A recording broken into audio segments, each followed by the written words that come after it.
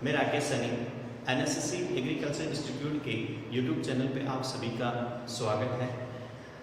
Last class में अपन ने बात की थी पोषक तत्व के क्लासिफिकेशन की और उसमें अपन ने पढ़ा था कि पोषक तत्व कितने प्रकार के होते हैं। उसके बाद अपन ने बात की थी कि जो पोषक तत्व हैं उनकी कमी के लक्षण पौधे के किस भाग में दिखाई देते हैं।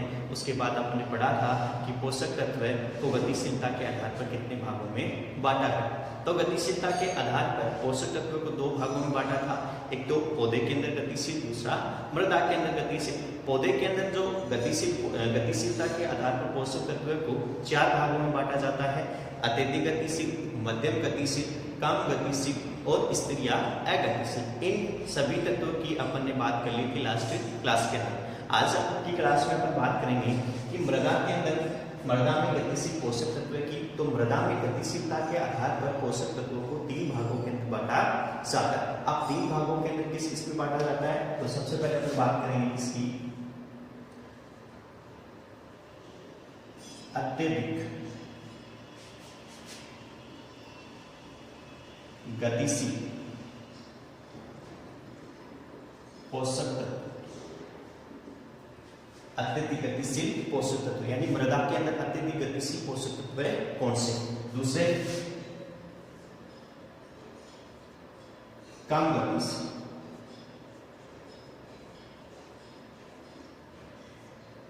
पोषक तत्व।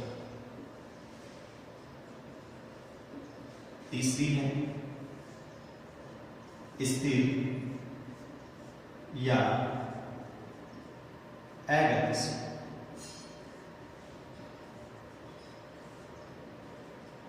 पोषक तत्व। ठीक, तो मृदा में गतिशीलता के आधार पर पोषक तत्वों को तीन भागों में बांटते हैं: अत्यधिक गतिशील, कम गतिशील और स्थिर गतिशील, स्थिर या अगतिशील पोषक तत्व। मृदा के अंदर अत्यधिक गतिशील पोषक तत्व कौन से हैं? तो सबसे पहले अपन बात करेंगे नाइट्रोजन। तो नाइट्रोजन है, नाइट्रोजन दो रूप में पाया जाता है, यानी नाइट्रोजन को पौधे दो रूप में ग्रहण करते हैं। किस किस के रूप में ग्रहण करते हैं? तो देखिएगा, एक तो NO3- के रूप में और एक NH4+ के रूप में। तो नाइट्रोजन के जो दो रूप हैं, एक तो नाइट्रेट है, एक कौन सा है? अमोनिया। लेकिन ये मृदा के अंदर क्या होते हैं? गतिशीलता के आधार पर ये दोनों अलग अलग हो जाते हैं, यानी एक तो होता है सर्वाधिक गतिशील, एक होता है यानी कम गतिशील होता है। अब इन दोनों के अंदर कौन सा तो अत्यधिक गतिशील है और कौन सा है जो कम गतिशील है? तो इनकी बात करें तो देखिएगा, जो नाइट्रेट है ये तो क्या होता है मृदा के अंदर अत्यधिक गतिशील, और जो अमोनिया है वो मृदा के अंदर क्या होता है?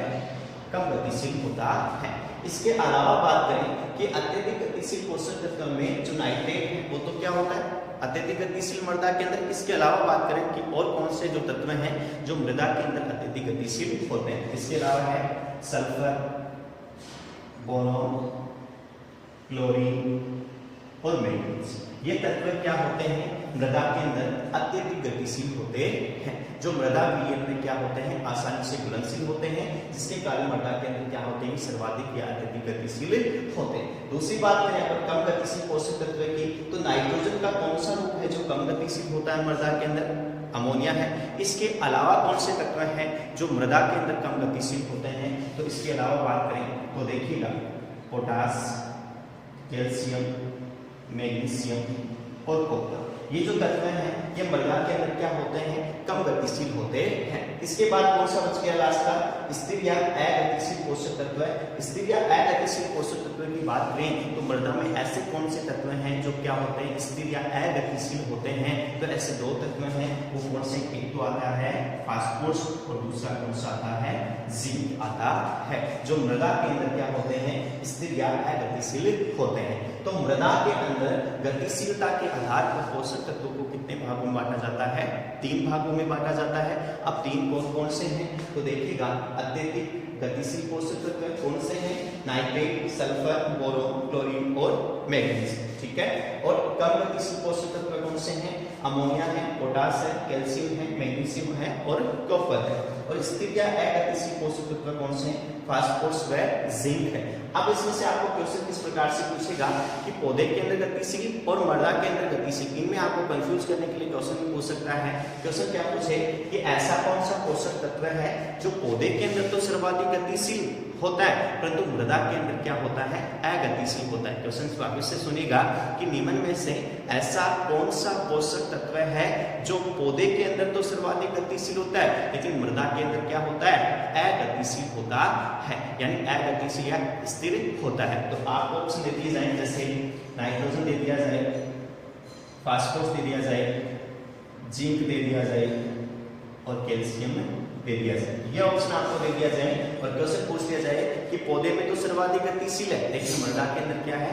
अगतिशील या स्थिर पोषक तत्व है। तो नाइट्रोजन है, पौधे के अंदर तो सर्वाधिक गतिशील होता है लेकिन मृदा के अंदर इसकी बात करें तो अत्यधिक गतिशील भी होता है ये और कम गतिशील भी होता है, क्योंकि नाइट्रोजन का जो नाइट्रेट ग्रुप ये मृदा के अंदर क्या होता है? अत्यधिक गतिशील और अमोनिया क्या होता है? कम गतिशील। तो ये ऑप्शन तो नहीं होगा।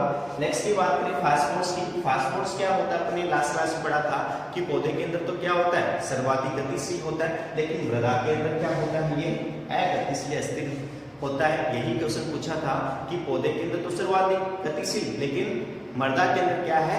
अगतिशील या स्थिर पोषक तत्व है। तो आंसर ये भी हो सकता है। लेकिन दो ऑप्शन और है, उनकी भी अपन बात करेंगे। पहले जिंक है, तो जिंक की बात करें तो पौधे के अंदर ये तो क्या होता है? मध्यम गतिशील होता है लेकिन पौधे में क्या होना चाहिए? सर्वाधिक गतिशील। तो ये क्रिया क्या हो गया? ये रॉन्ग हो गया, क्योंकि मृदा के अंदर तो ये क्या है? अगतिशील लेकिन पौधे के अंदर क्या है? मध्यम गतिशील। कैल्शियम की बात करें, कैल्शियम की बात करें तो ये पौधे के अंदर तो क्या होता है? अगतिशील होता है लेकिन मृदा के अंदर बात करें तो ये क्या होता है? कम गतिशील होता है। तो इस प्रकार से क्वेश्चन पूछे जाएंगे। इसमें आंसर क्या होगा? फास्फोरस होगा, आपको कंफ्यूज करने के लिए। तो मृदा में गतिशीलता के आधार पर तीन प्रकार के पोषक तत्व अत्यधिक गतिशील, कम गतिशील या स्थिर या अगतिशील पोषक तत्व होते हैं। इसके बाद अपन बात करेंगे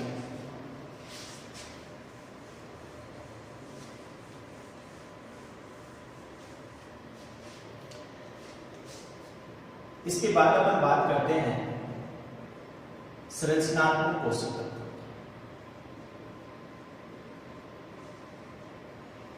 संरचनात्मक पोषक तत्व की अपन बात करें तो अपन ने पढ़ा था क्लासिफिकेशन में कि संरचनात्मक पोषक तत्व कौन से हैं, कि ऐसे पोषक तत्व कौन से हैं जो पौधे की बुनियादी संरचना का निर्माण करते हैं। तो ऐसे तत्व कौन से हैं? तो तीन हैं। एक तो कार्बन, हाइड्रोजन और ऑक्सीजन। यानी कार्बन, हाइड्रोजन और ऑक्सीजन को संरचनात्मक पोषक तत्व भी कहा जाता है, क्योंकि ये पौधे की संरचनात्मक या पौधे की संरचना का क्या करते हैं? निर्माण करते हैं। ठीक है, ये जो तीनों ही तत्व हैं, ये तीनों तत्व पौधे को कहां से प्राप्त होते हैं? यानी ये वायु और जल से प्राप्त होते हैं। कहां से प्राप्त होते हैं? वायु और जल से प्राप्त होते हैं। क्वेश्चन पूछा जा सकता है कि पौधे को वायु व जल से प्राप्त होने वाले पोषक तत्व कौन से हैं? तो एक तो कार्बन, हाइड्रोजन और ऑक्सीजन है जो वायु और जल से प्राप्त होते हैं। इनकी पौधे के अंदर सांद्रता की बात करें तो कितनी होती है? 90 से 95% होती है। इन तत्वों की अपन ने अलग अलग सांद्रताओं की भी बात की थी। ये तो कितना होता है? 45% और ये कितना होता है? 6% और ये कितना होता है? 45% सांद्रता पाई जाती है। लेकिन इन कुल यानी संरचनात्मक पोषक तत्व की कुल सांद्रता कितनी होती है? 90 से 95% होती है। ये वायु और जल से प्राप्त होते हैं तो पौधे में इनकी कमी नहीं होती है, परंतु ऑक्सीजन की कमी से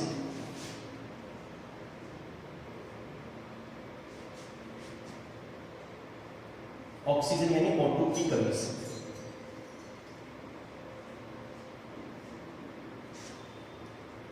चावल में एक रोग होता है, यानी ऑक्सीजन यानी O2 की कमी से चावल के अंदर एक रोग होता है जिसका नाम है टिप बर्न रोग। कौन सा रोग?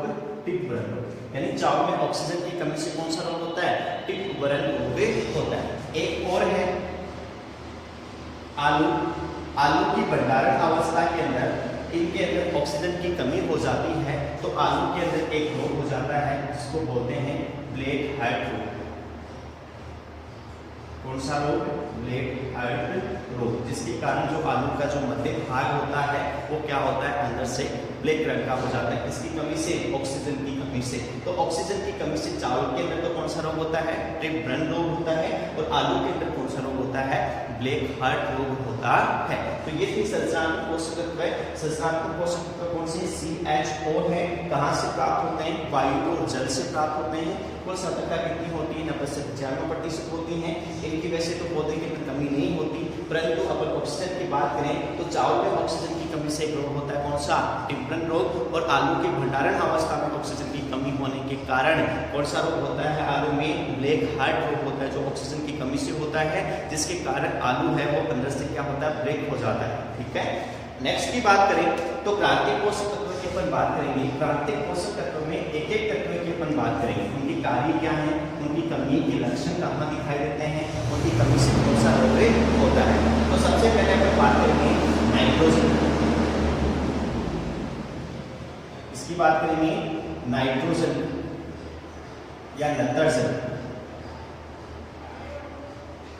नाइट्रोजन या नत्रजन की बात करें तो सबसे पहले बात करेंगे इसके कार्य की। इसके कार्य की, नाइट्रोजन के कार्य की, यानी काम क्या करता है पौधे के अंदर। तो देखिएगा ये प्रोटीन व अमीनो अम्ल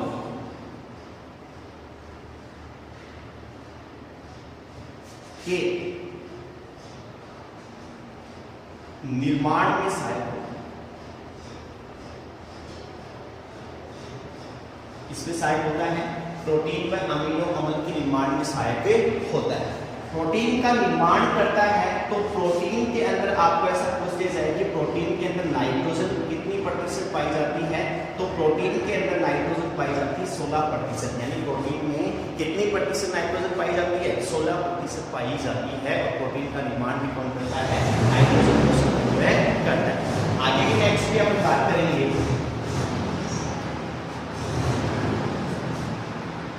ये जो पौधे हैं, पौधे की वानस्पतिक वृद्धि बढ़ाने में सहायक होता है।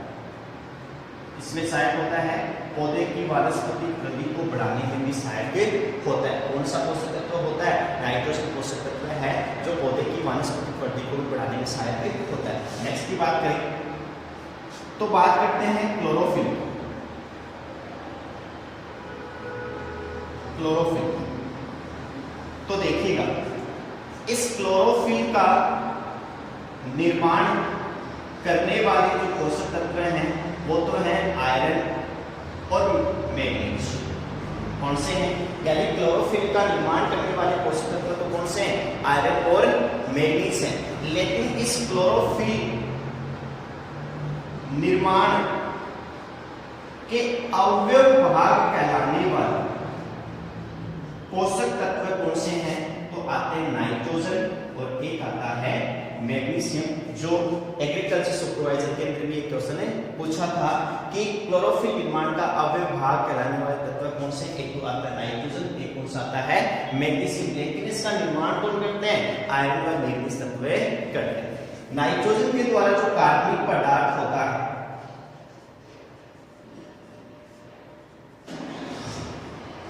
कार्बनिक पदार्थ होता है, उस कार्बनिक पदार्थ को, ये कार्बनिक पदार्थ को सड़ाने में भी काम में आता है। क्योंकि कार्बनिक पदार्थ है उसका विघटन कौन करते हैं? सूक्ष्म जीव। सूक्ष्म जीव जब कार्बनिक पदार्थ का विघटन करते हैं तो उस विघटन क्रिया को बढ़ाने का कार्य कौन सा तत्व करता है? नाइट्रोजन पोषक तत्व करता है। तो जो कार्बनिक पदार्थ है, जो जैविक पदार्थ है, उसको तीव्र से यानी जल्दी से सड़ाने का भी कार्य कौन सा तत्व करता है? या नाइट्रोजन पोषक तत्व करता है। ये है इसके कार्य। कार्य क्या है? प्रोटीन में अमीनो अम्ल के निर्माण में सहायक होता है। प्रोटीन के अंदर क्या है? नाइट्रोजन कितना प्रतिशत? 16% होता है। और पौधे की वानस्पतिक वृद्धि को बढ़ाने में सहायक होता है। क्लोरोफिल निर्माण का अवयव भाग कहलाता है। और जो भी कार्बनिक पदार्थ होते हैं उनमें सड़ाने में क्या होता है? ये सहायक होता है। क्योंकि कार्बनिक पदार्थ का विघटन सूक्ष्म जीव करते हैं और सूक्ष्म जीव जब इसका विघटन करते हैं तो उसकी विघटन क्रिया को बढ़ाने का कार्य कौन सा तत्व करता है? नाइट्रोजन करता है।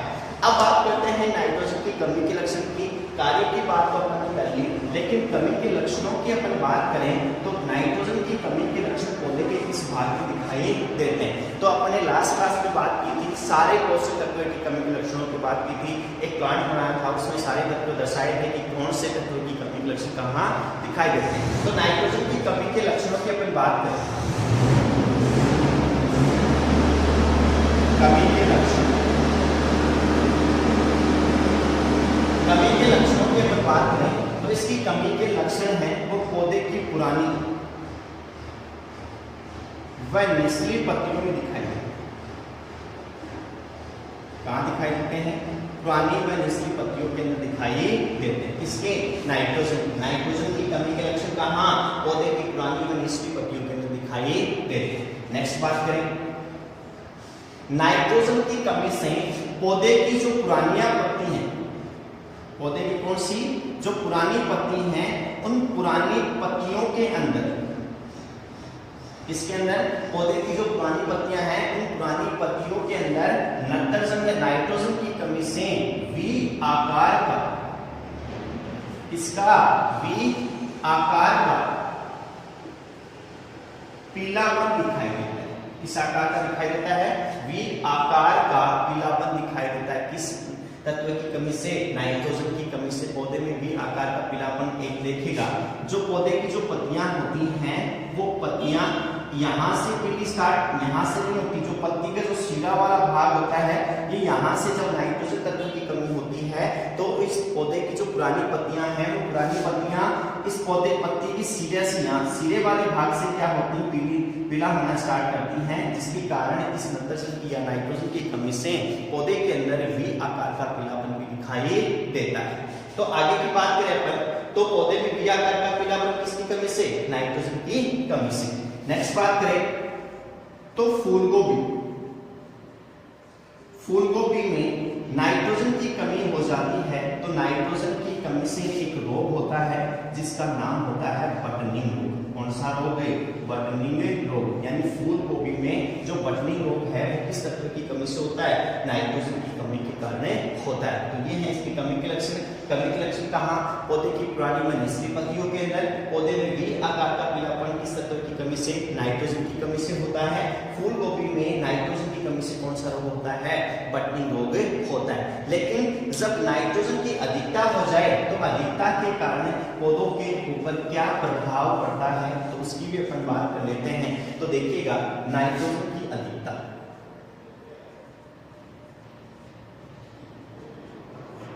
नाइट्रोजन की अधिकता की अपन बात करें कि नाइट्रोजन की अधिकता से क्या प्रभाव पड़ता है पौधों को, तो देखिएगा सबसे पहले बात करें गन्ने की फसल में अगर नाइट्रोजन की अधिकता हो जाती है तो नाइट्रोजन की अधिकता से शर्करा की मात्रा, किसकी मात्रा? शर्करा की मात्रा क्या हो जाती है? कम हो जाती है। इसकी मात्रा कम हो जाती है शर्करा की, यानी गन्ने में नाइट्रोजन की अधिकता से किसकी मात्रा कम हो जाती है? शर्करा की मात्रा। और गन्ने में कौन सी शर्करा पाई जाती है? सुक्रोज शर्करा पाई जाती है, जिसकी नाइट्रोजन की अधिकता से क्या हो जाती है? उसकी कमी हो जाती है। नेक्स्ट बात करेंगे फूलगोभी।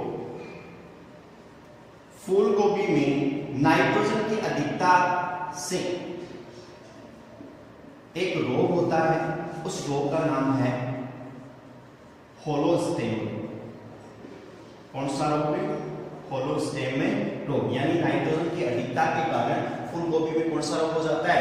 होलो स्टेम रोग हो जाता है। और नाइट्रोजन की अधिकता होती है तो अपन ने कार्य पढ़ा था कि नाइट्रोजन क्या करता है? पौधे की वानस्पतिक वृद्धि को बढ़ाता है। ठीक है, तो ये क्या है? फसलों में अपन आवश्यकता से अधिक अगर नाइट्रोजन ले लिया जाए, यानी अधिक नाइट्रोजन की अधिकता हो जाती है तो पौधे अपनी वानस्पतिक वृद्धि क्या है? अधिक कर लेते हैं, जिसके कारण इन फसलों के परिपक्व काल में क्या हो जाता है? परिवर्तन हो जाता है, जिसके कारण दाने की मात्रा कम हो जाती है और भूसे की मात्रा क्या हो जाती है? अधिक हो जाती है। ठीक है, तो अधिकता से ये बात करें तो गन्ने में नाइट्रोजन की अधिकता से क्या हो जाती है? शर्करा की मात्रा कम हो जाती है। गन्ने में कौन सी शर्करा पाई जाती है? सुक्रोज शर्करा पाई जाती है। फूलगोभी में नाइट्रोजन की अधिकता से कौन सा रोग होता है? होलो स्टेम रोग होता है। आगे की अपन बात करें तो देखिएगा नाइट्रोजन है, इस नाइट्रोजन को पौधे किस रूप में ग्रहण करते हैं? इसकी भी बात करें तो देखिएगा, सामान्यतः पौधे नाइट्रोजन को नाइट्रेट के रूप में ग्रहण करते हैं। किसके रूप में ग्रहण करते हैं? नाइट्रेट के रूप में ग्रहण करते हैं। लेकिन कुछ फसल ऐसी भी होती हैं जो क्या करती हैं, नाइट्रोजन को अमोनिया के रूप में भी ग्रहण करती हैं। जैसे धान है, गन्ना है, ये फसलें क्या करती हैं, नाइट्रोजन को अमोनिया के रूप में भी ग्रहण करती हैं। लेकिन कुछ सामान्यतः फसल नाइट्रोजन को किस रूप में ग्रहण करती हैं? NO3- के रूप में ग्रहण करती हैं। अब एक चीज एक और है कि जो भी अपने आवश्यक पोषक तत्व अपने पढ़े हैं, उन आवश्यक पोषक तत्व में नाइट्रोजन ही एक ऐसा पोषक तत्व है जिसे पौधे ऋणायन और धनायन दोनों रूप में ग्रहण करते हैं। नाइट्रोजन ही एक ऐसा पोषक तत्व है जिसे पौधे ऋणायन और धनायन दोनों रूप में ग्रहण करते हैं। यानी NH4+ चार्ज है, NO3- से चार्ज है, तो नाइट्रोजन ही एक ऐसा पोषक तत्व है जिसे पौधे ऋणायन और धनात्मक यानी ऋणात्मक और धनात्मक दोनों रूप में ग्रहण करते हैं। लेकिन सामान्यतः पौधे नाइट्रोजन को किस रूप में ग्रहण करते हैं? NO3- में। लेकिन कुछ फसलें जैसे गन्ना है, धान है, ये फसलें क्या करती हैं, नाइट्रोजन को NH4 यानी अमोनिया के रूप में भी ग्रहण करती हैं और नाइट्रेट के रूप में भी ग्रहण करती हैं, यानी दोनों रूप में ग्रहण करती हैं। आगे की अपन बात करेंगे नेक्स्ट क्लास में। आज के लिए धन्यवाद।